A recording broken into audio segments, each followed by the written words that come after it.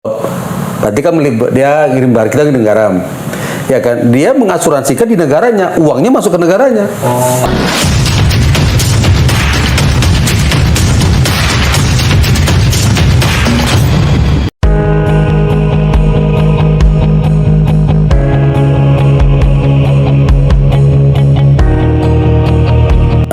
Ada satu hal yang baru, Ibu sekalian ya, terkait dengan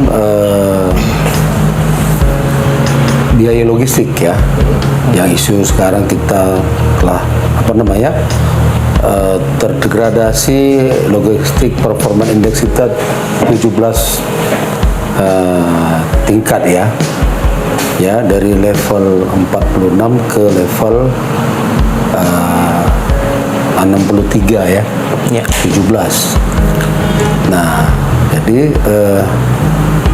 kita berusaha meningkatkan efisiensi dan efisiensi biaya logistik supaya performan LPI kita Indonesia naik kembali dan bisa bersaing di seluruh dunia.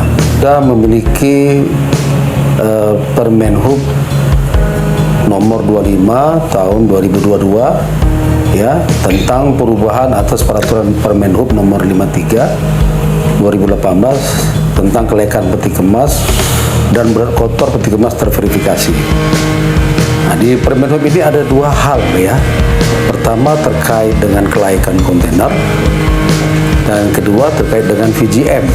Nah, Bapak Ibu sekalian, di kelayakan itu erat kaitannya dengan jaminan kontainer.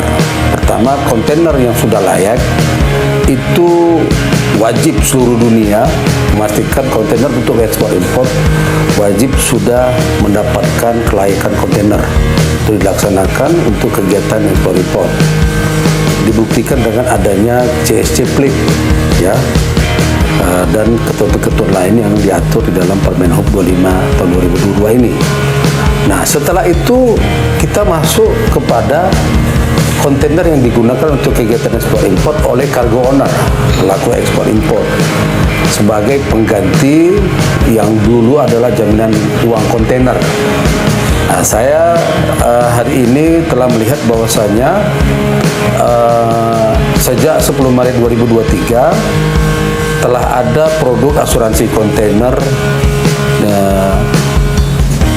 untuk di Indonesia ya, dari surat persetujuan OJK nomor S77/NB.021/2023. Karena itu ya, dari sisi asuransi kontainer, DPP Bapindo memandang perlu adanya kepastian hukum dan perlindungan konsumen dan kepastian berusaha dalam rangka upaya penurunan biaya logistik. Yang salah satu penyebabnya adalah diindikasikan dengan adanya uang jaminan peti kemas tadi yang dikenakan oleh perusahaan pelayaran atau shipping line atau agen shipping line kepada penerima barang atau konsinyee atau juga kuasanya. Karena itu, dengan sudah adanya produk asuransi kontainer yang terdaftar di OJK, maka ini perlu segera dilakukan penerapan solusi ini sebagai jaminan peti kemas untuk dilaksanakan di seluruh Indonesia. Oke. Nah, kegiatan asuransi peti kemas ini karena sudah ada, maka tidak hanya dipergunakan untuk ekspor impor tapi juga untuk perdagangan terpulau. Karena kita negara kepulauan itu, maka kegiatan peti kemas terpulau juga banyak. Nah, kita perlu juga menopang itu dan sesuai dengan persetujuan produk yang disampaikan oleh OJK. Nah, Bapak Ibu sekalian, solusi jaminan uang peti kemas ini yang menjadi asuransi itu penerapannya melalui mekanisme yang telah diatur ya, berdasarkan produk asuransi tadi. Ya, pertama, penerima barang atau konsinyee maupun pemilik barang, cargo owner atau kuasanya atau forwarder diwajibkan menutup asuransi peti kemas atau asuransi kontainer dari perusahaan asuransi yang menyediakan produk asuransi khusus ini. Ya, dibuktikan dengan persetujuan dari Lembaga OJK Republik Indonesia. Kedua, produk asuransi peti kemas ini dimaksud mengcover resiko atas kegiatan ekspor impor di wilayah Republik Indonesia, termasuk di dalamnya adalah perdagangan terpulau, dari risiko kerugian, kerusakan atau kehilangan peti kemas atau kontainer. Dan dengan adanya produk asuransi ini, maka penerima barang atau konsinyee selaku cargo owner atau kuasanya terjaminlah hak-hak selaku konsumen sebagai pengguna kontainer dari perusahaan pemilik kontainer, shipping line atau perusahaan lessor kontainer, ya, sehingga cargo owner atau yang kuasanya tidak perlu lagi membayar uang jaminan kontainer atau membuat surat pernyataan ganti rugi atas peti kemas kepada perusahaan pelayaran, ya, sepanjang kerugian atau kerusakan atau kehilangan peti kemas ini masuk dalam jaminan asuransi yang terdaftar di OJK tadi, ya. Nah, untuk barang ekspor, Bapak Ibu sekalian, penutupan asuransi kontainer dimulai sejak DO ekspor yang dipesan oleh eksportir kepada shipping line atau agen shipping line atau freight and forwarder hingga di terminal pelabuhan muat ekspor.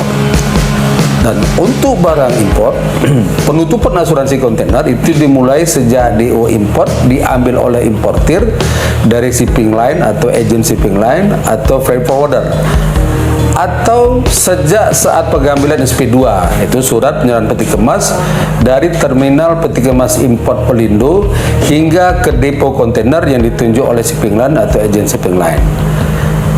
Dan untuk barang antar pulau, penutupan asuransi kontainer dimulai sejak pengambilan DO kontainer untuk pemuatan barang antar pulau dari shipping line atau agent shipping line atau dari freight forwarder hingga ke depo kontainer tujuan bongkar barang, ya. Nah, ketentuan dan persyaratan lainnya yang terkait dengan mekanisme asuransi peti kemas ini mengacu pada produk yang telah disetujui oleh EJK. Tahun berapa itu? Tahun 2023 tahun ini. Itu terakhir rilis sejak 10 Maret 2023. Nah, karena itu, karena sudah lengkap, maka DPP Papidro memandang perlu diterbitkannya surat edaran penggunaan asuransi kontainer untuk barang ekspor impor dan antar pulau di Indonesia kepada Kementerian Perdagangan Republik Indonesia, ya. Ini penting sebagai pedoman untuk pelaku usaha ekspor impor, shipping line atau agen shipping line serta freight forwarder di Indonesia. Surat edaran ini nanti akan mendapatkan atau menjadi kepastian biaya usaha dan perlindungan konsumen dalam usaha atau dalam berusaha sehingga dapat mengatasi masalah-masalah tersebut. Dari surat persetujuan OJK, perusahaan asuransi itu sudah sangat mumpuni lah, ya, sudah sangat mumpuni dan sudah sangat pengalaman dan ratingnya juga sangat-sangat baik karena menyangkut kegiatan yang sangat besar ini, ya, untuk kegiatan ekspor, impor dan antar pulau.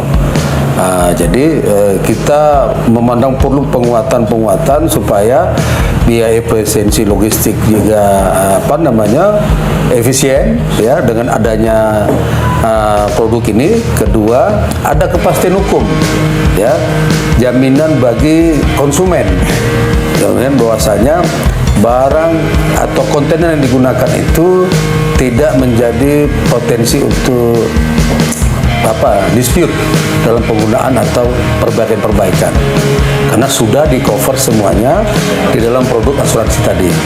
Nah, Papindo sangat mendukung supaya pemerintah dalam hal ini Kementerian Perdagangan segeralah untuk menerbitkan minimal surat edaran penggunaan asuransi kontainer untuk barang ekspor impor dan terpulau di Indonesia. Kita tahu sudah ada Permendak 40 ya tahun 2020 tentang ketentuan penggunaan angkutan laut nasional dan asuransi nasional untuk barang ekspor impor produk tertentu. Hal itu menyangkut tentang produk-produk tertentu yang bersifat big bulk, cair, curah cair atau curah kering. Sedangkan tentang untuk kontainer itu belum diatur, ya belum diatur.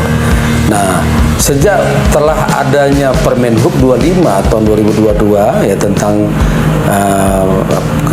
berat kotor peti kemas terverifikasi ya itu sudah selayaknya ya di dalam ketentuan VGM ini adalah demi untuk keselamatan belayar dan untuk memverifikasi mensertifikasi VGM itu gunanya adalah untuk memastikan barang yang di dalam kontainer itu disertifikasi berat muatannya supaya bisa diasuransikan, asuransi kargo ya di dalam kontainer.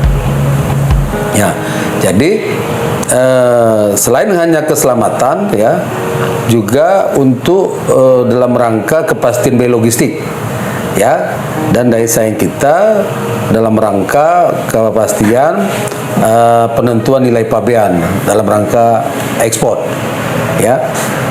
Nah, asuransi kargo kontainer ini untuk peti kemas ya sudah selayaknya segera dijalankan, mengingat sudah ada aturan di Permenhub 25 tahun 2022 tentang wajib VGM ya, wajib penimbangan berat kotor peti kemas terverifikasi ya.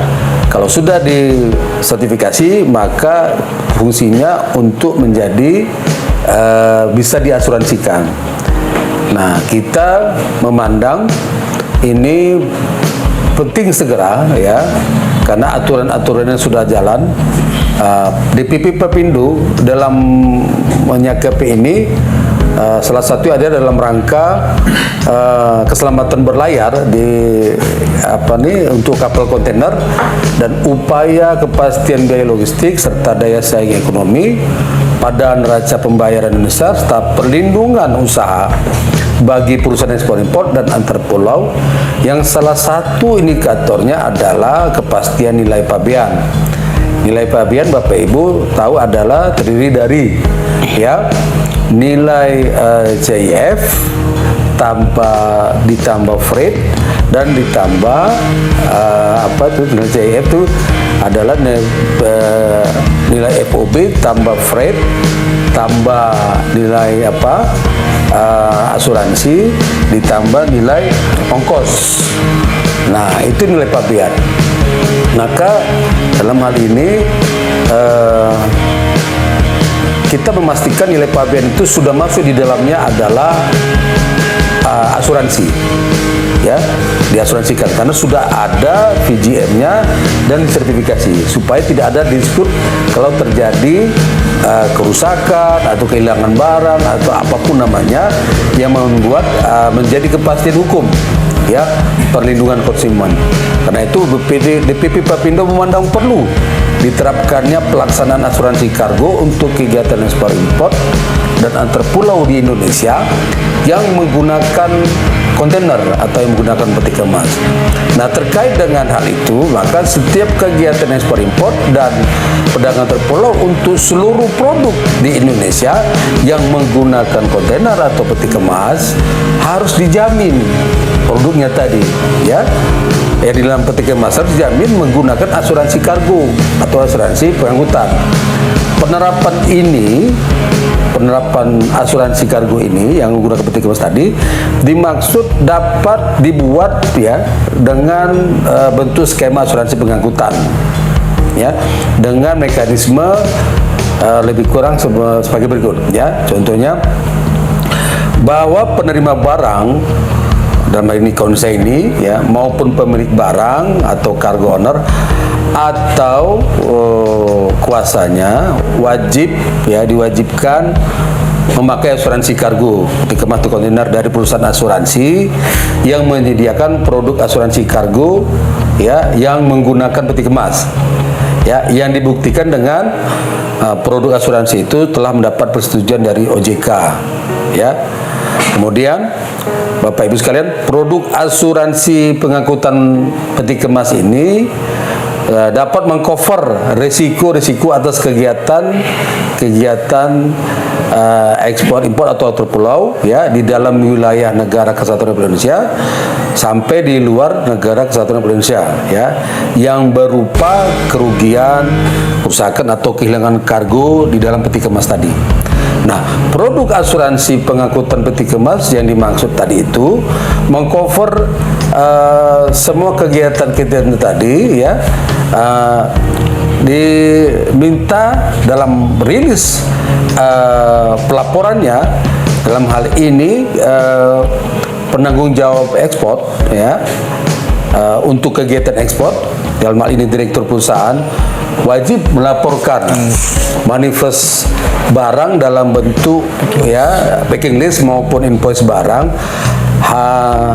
harus telah direkturnya tadi telah bersertifikasi kompetensi ekspor impor dalam jabatannya sesuai dengan kualifikasi jabatan ekspor impor sebagaimana yang telah tercantum dalam sertifikasi lisensi Badan Nasional Sertifikasi Profesi Republik Indonesia untuk jabatan Direktur Ekspor atau Direktur Ekspor Impor ya, sudah ada lisensi sertifikasi profesinya. Nah, Bapak Ibu sekalian, untuk terkait sertifikasi laporan VJM kontainer itu diterangkan juga di dalam Permenhub 25 tahun 2022 tadi, satu kontainer untuk satu laporan sertifikat VJM kontainer ya, yang dikeluarkan oleh perusahaan jasa sertifikasi sesuai KBLI-nya ya, termasuk tenaga survei yang telah memiliki sertifikat pelatihan IICL oleh lembaga pelatihan yang terdaftar dan mendapat izin operasional dari pemerintah Republik Indonesia dan atau telah bersertifikasi IICL untuk tenaga surveyornya ya. Dan mekanisme tarif sertifikasi VJM tadi mengacu pada azas kemanfaatan, efisiensi biaya usaha, dan perlindungan konsumen pemilik barang.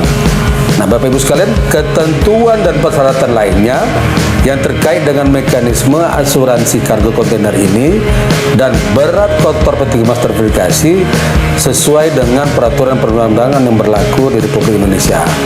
Karena itu DPP Pepindo memandang sangat perlu ya untuk diterbitkannya surat edaran penggunaan asuransi kargo kontainer ini untuk barang ekspor impor dan antar pulau di Indonesia oleh Kementerian Perdagangan Republik Indonesia, yaitu sebagai pedoman untuk pelaku ekspor impor, shipping line, agent shipping line, serta freight forwarder di Indonesia.